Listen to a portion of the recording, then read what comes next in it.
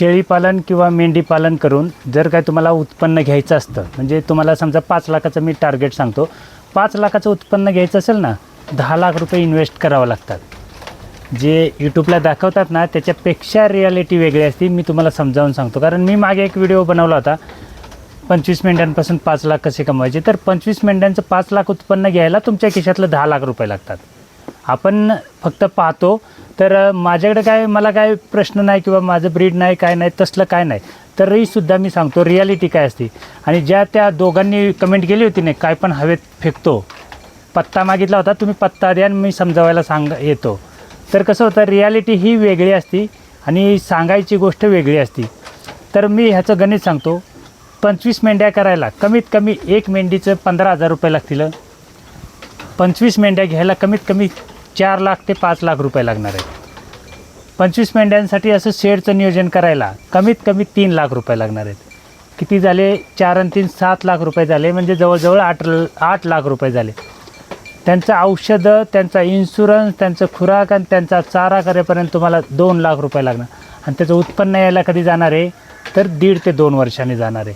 तोपर्यंत हा तुम्हाला तुमच्या खिशातनं पैसा करायचा आहे आणि तेव्हा मग तुम्हाला 5 लाख येणार आहेत वर्षाला. आणि जर काय तुम्हाला वाटलं बाबा मला एक्सटेन्शन करायचे, वाढवायचे, तर त्यातला 25% खर्च कमी होईल, 75% खर्च तो तसाच राहणार. जोपर्यंत तुम्ही हे वाढवत जाताय तोपर्यंत तो तुमचा 75% खर्च वाढतच जाणार आहे. आणि ज्या दिवशी तुमची क्वांटिटी होईल बाबा मला 100च्या वर जायचं नाही, आणि ज्या दिवशी तुम्ही 100ला स्टॉप कराल ना, त्या दिवशी ते यूट्यूबला कॅल्क्युलेशन सांगतात ना, ते त्या दिवशी होणार आहे. मग तोपर्यंत किती दिवस लागतील आणि किती वर्ष जातील आणि तुमचा किती खर्च होईल ह्याचा काही ताळमेळ नाही. पण ह्या पटीनं खर्च होतोच, त्याला पर्याय नाही. कारण मला काय आहे हे मी प्रॅक्टिकल सांगत असतो. तुम्ही कधी पण बारीक विचार करा. एखादी फायनान्स कंपनी किंवा एखादा टेंडर कंपनी, आता साध्या भाषेमध्ये सांगायचं तर आपल्याला एखादा कॉन्ट्रॅक्ट घ्यायचा आहे. मला एखादा कॉन्ट्रॅक्ट घ्यायचं आहे ना, तर मी पहिल्यांदा बेसिक अभ्यास करतो की माझा खर्च किती होईल, माझ्या गाडीचं भाडं किती होईल, माझा ड्रायव्हर किती पैसे घेईल, किंवा मला तिथपर्यंत पोहोचण्याचा जो काही खर्च आहे, पेट्रोल डिझेल जे काय होईल त्याचा अभ्यास करतात. बघा कंपनी कशी करते, तर ह्या सगळ्या गोष्टीचा अभ्यास करतात आणि त्याच्यावरती ठरवते की मला नफा किती करायचा आहे, आणि त्याच्यानंतर ते टेंडर भरतात. पण आमचं कसं आहे, आमचं उलटं टेंडर असतं ना. आम्हाला पहिला नफा दिसतो 10 लाख 20 लाख नफाच आहे, पण त्याचा खर्चाचं गणित कोण काढणार आहे? कारण आम्ही काढतच नाही, आम्हाला त्याची कल्पनाच नाही. आणि जर 4 आणि 5 आणि 10 आणि 20 लाख जर मिळत असतात ना, तर कोण शेतात कामाला गेला नसतं, स्वतःनं प्रत्येकानं मेंढरं ठेवली असतील. पण त्या लोकांना माहिती आहे की मेंढी पालन करताना सुरुवातीचा जो खर्च आहे ना, तो जास्त प्रमाणात असल्यामुळं मेंढीपालन किंवा शेळीपालनामध्ये डायरेक्ट जाऊ शकत नाही. आणि जी डायरेक्ट गेलीत ना, ती एकदम लंकाच झालेली आहे ना, टांगे गोडा पलटी आणि टांगे फरार, त्याच्याप्रमाणे त्यांचं झालेलं आहे. कारण काय होतं की आम्ही मागचा पुढचा विचारच करत नाही. साधी गोष्ट आहेत ह्या मेंढीपालनात. मी काही वेगळ्या गोष्टी सांगत नसतो, तर तुम्ही साध्या गोष्टीतनं शिकायचं असतं. तुम्हाला जेवढं उत्पन्न ह्याच्यातनं घ्यायचं आहे, समजा मला आता ह्याच्यातनं 20 लाखाचं उत्पन्न घ्यायचं आहे ना, तर पहिल्यांदा माझं 40 लाख रुपये खर्च होणार आहेत. आणि 40 लाख रुपये खर्च झाले म्हणजे वन टाईम होणार आहेत. पण ह्याचं उत्पन्न जे 20 लाख आहे ना, ते दरवर्षी येणार असतं. बघा मी काय सांगतो, मी खोटी गोष्ट सांगू शकत नाही, तर खरी सांगतो. तुम्ही कुणीही प्रॅक्टिकल करा. समजा मला याचं 5 लाख करायचे आहेत ना, तर माझं आता शेड झालं, शेडला खर्च झाला, प्राण्यांना खर्च झाला, मी 25च मेंढरं ठेवू द्या, त्याच्या पलीकडे नाही जरी वाढवली ना, तरी दरवर्षी 5 लाख होणार आहेत. कारण मी वाढवलंच नाही, एक्सटेन्शन केलं नाही. 25 प्राणी आहेत, 25 प्राण्यांना तेवढं मला येणारच आहे. आणि जर काही वाढवायचा भविष्यात विचार केला, तर मला परत केशातला 75% टाकायचे आहेत.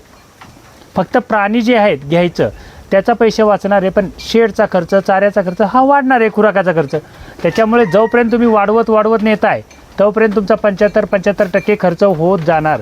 आणि ज्या दिवशी तुमचं म्हणजे आपला क्वांटिटी बास, ज्या दिवशी तुम्हाला वाटेल त्या दिवसापासून तुमचं प्रॉफिट चालू होतं. तोपर्यंत अजिबात प्रॉफिट होत नाही. मग तुम्ही शेळीपालन करा नाही तर मेंढीपालन करा, काही फरक नसतो तुमच्याप्रमाणे. आणि मी नेहमी का पैसे सांगत नाही यूट्यूबला किंवा ह्या प्राण्यांची किंमत किंवा ह्या तर लोकांचं कसं असतं, त्याने 10 लाख सांगितलेत ना, मग मी करणार आहे. अरे पण त्याची मेहनत बघ ना, त्याच्या मागचं परिश्रम बघ ना, कष्ट बघ ना, आणि किती काय होतं आहे खर्च, ह्याचं कधी कॅल्क्युलेशन काढलं का? आता आपण कधी पण बँकेत जातो, नाही मला कर्ज पाहिजे, माझा सिव्हिल चांगला आहे. पण तुमचा पॅन कार्ड नंबर जर बँकेमध्ये त्या कम्प्युटरमध्ये टाकला तुमच्यापेक्षा ते कम्प्युटर सांगत असताना तुमचा सिव्हिल कसा आहे. मग एवढं जर साध्या गोष्टी आपल्याला कळत नसतील तर आपण मेंढीपालन करणार का, होणार का. आता काही लोक कॉमन प्रश्न विचारतात, गव्हाण किती फूट ठेवली पाहिजे. अरे तुम्ही तुमच्या पद्धतीनं ठेवा ना. मी सांगेन ना 10 फुटावर ठेवा. 10 फुटावर मेंढरा खाणार आहेत का. साध्या गोष्टींना विचारताय म्हटल्यानंतर तुम्ही मेंढीपालनाच्या कुठल्या दिशेनं जाणार आहे. खालनं किती शेडची उंची ठेव. अरे तुम्हाला जसं जमल, तुम्हाला कचरा काढायला खालचा त्रास होऊ नये अशा पद्धतीनं ठेवा. किती वेळा सांगितलेलं आहे मी, तरी तेच प्रश्न विचारणार. अरे बाबांनो, जर मी सांगितलं एखाद्याला उंच कर 5 फूट 6 फूट, मी नेहमी काय सांगतोय, तुमचं क्लायमेट काय सांगते, तुमचं वातावरण काय सांगते, त्याच्यानुसार करा ना. मग असं जर तुम्ही गायडन्स घेणार असाल तर तुम्ही सक्सेस होणार का. तुमचा जर मेंदू तुम्हाला अजिबातच वापरायचा नसेल ना तर तुम्ही अजिबात होणार नाही. कारण मी मस्त सांगेन, कोणीही सांगू द्या, काही हरकत नाही, पण जोपर्यंत आपला मेंदू आपण वापरत नाही तोपर्यंत सक्सेस होणारच नाही. आता गव्हाण्यांची हाईट काय करायची तुम्ही सांगा ना. मेंढरांना तोंड पुरलं पाहिजे, मेंढरांनी खाता आलं पाहिजे, ह्याच्याप्रमाणेच करायचे. शेडची हाईट खालच्या लेंड्या मला उचलायला त्रास होऊ नये ह्याच्याप्रमाणे ठेवायचे. म्हणून तुम्ही तुमच्या पद्धतीनं नियोजन करायचं असतं. माझ्या पद्धतीनं नियोजन करून नाही होतो. मला काय आहे, माझ्याकडचं वातावरणाचा अभ्यास आहे म्हणून मी माझ्या वातावरणाचं सांगत असतो. आणि मी जर सांगितलं 25 मिनिटांनी एवढं पैसे येतात तर तुम्ही तेच करायला बसणार आहे. 5 लाख येणार की तुम्ही मला मेसेज करायला लागणार आहे. मग त्याच्यापेक्षा तुम्ही काय करायचं, तुमचा मेंदू थोडासा वापरायचा. तुमची मेहनत, तुमचं जे गणित आहे, चाऱ्याचं, खुराकाचं, सगळ्या गोष्टींचं गणित बारकाव्याचं लेकीटाकी ठेवा. मी लेकीटाकी ठेवलेल्या असतात ह्या सगळ्या गोष्टी आणि त्याच्यानुसार मी करत असतो. तुम्ही जर काय लेकीटाकी ठेवलं नाही, नुसतं माझा व्हिडिओ बघून करायला सुरुवात केली ना 100% लॉसमध्ये जाल. कारण तुम्ही थोडासा तरी तुमचा अभ्यास पाहिजे.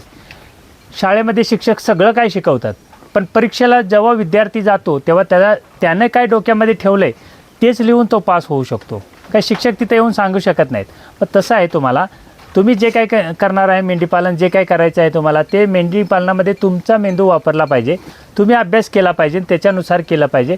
पण तो खर्च जो आहे, जेवढं तुम्हाला उत्पन्न घ्यायचं आहे त्याच्या डबल खर्च होतोच. त्याला कॅल्क्युलेशनमध्ये काहीच कमी जास्त करता येत नाही. आणि ज्या दिवशी तुम्ही कमी जास्त करण्याचा प्रयत्न करणार ना, ह्याचं उत्पन्न कमी जास्त होणार.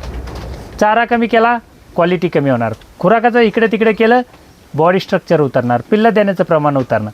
आणि जर काय तुम्ही ग्राउंडलाच केलं तर अशी पिल्लं होणार नाही. तर तुम्ही ठरवायचं आहे मला काय करायचं आहे, मला किती उत्पन्न घ्यायचं आहे, मला किती मेंढरं सांभाळायची. मला सांगू नका किंवा मला विचारू नका मी एवढी सांभाळतो आणि तेवढी सांभाळतो. तर तुमचं बजेट तसं पाहिजे. बजेट कसं असतं, आता संसद आपले जे काय महाराष्ट्र शासन किंवा भारत सरकारचं जे बजेट असतं, पुढच्या वर्षाची तरतूद केलेली असते त्यांनी, त्याला बजेट म्हणतात. तुमचं बजेट काय आहे शेतकऱ्यांचं? काय नाही, आम्ही मेंढरं सांभाळून चारा घालू. अरे त्याला तसं नाही रे बाबा. ही एक कंपनीसारखं करा.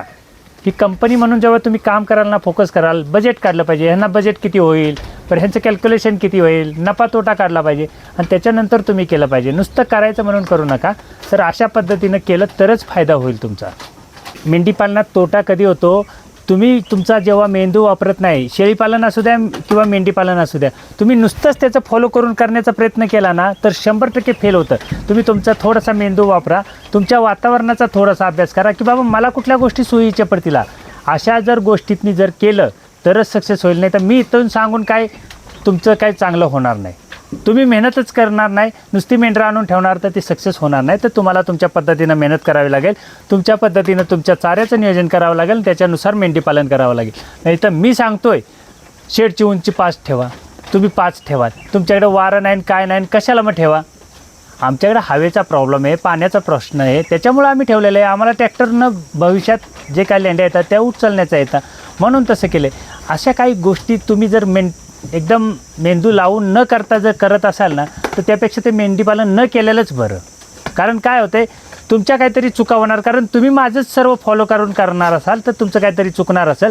त्याच्यापेक्षा न केलेलं बरं. एकदा काय हे म्हणजे लॉस झालं, माणूस आपल्या चुका कधीच सांगत नाही. मी बॉयलरच्या पोल्ट्रीचं सांगितलं होतं ना, बॉयलर चांगलं आहे पण मला ते परवडलं नाही म्हणून मी बंद केलं होतं.